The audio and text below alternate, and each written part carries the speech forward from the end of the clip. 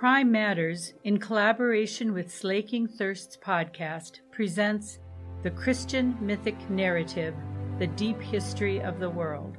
PrimeMatters.com is a groundbreaking project of educational outreach of the University of Mary, awakening the Catholic imaginative vision.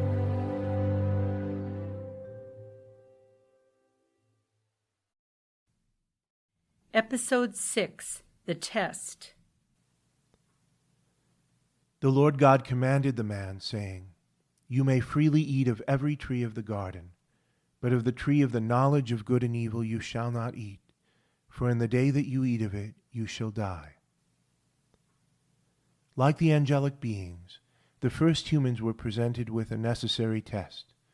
They too had been granted the gift of free will. God desired children, not slaves or pets. He gave the man and woman the ability to love, to choose for goodness. They had every advantage for securing their divinely given destiny, but they could not avoid the fundamental choice. Would they recognize truth and goodness, and so embrace the life of God?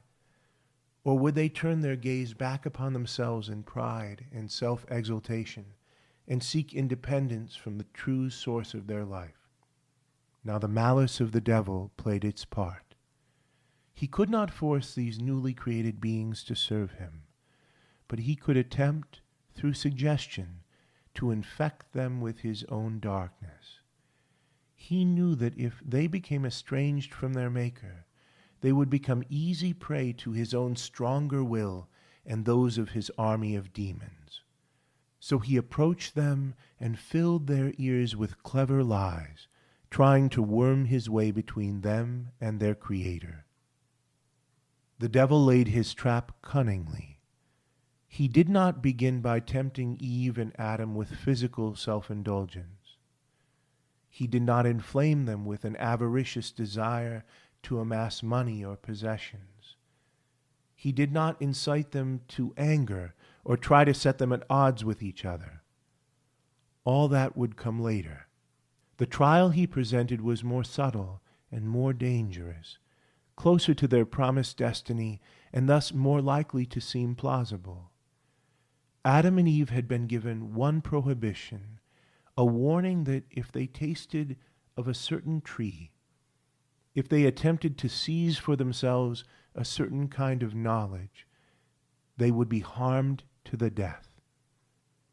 Made in God's image, our first parents' likeness to God was not something they could grasp or gain for themselves.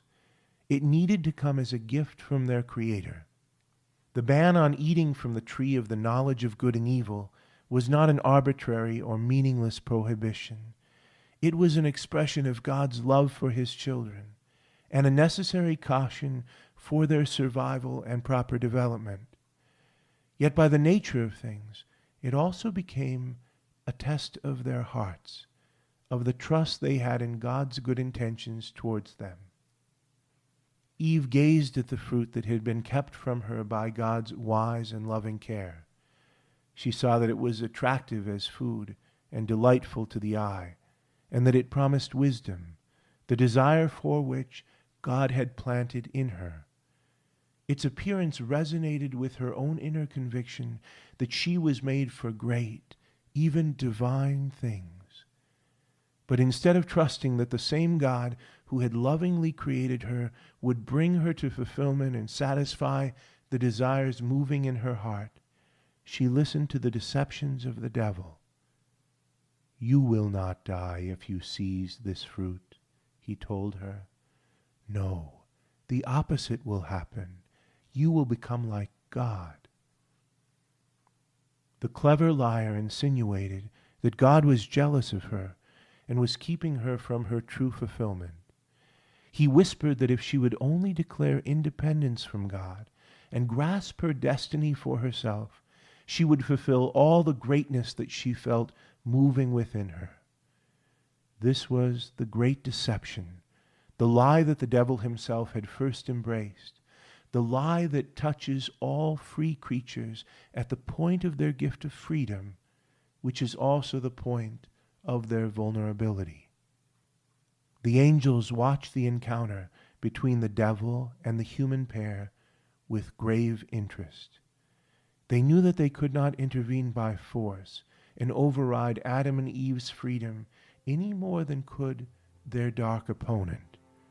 They looked on, waiting and wondering to see what the young parents of this new race would choose, and what inheritance they would pass on to their descendants yet to be born.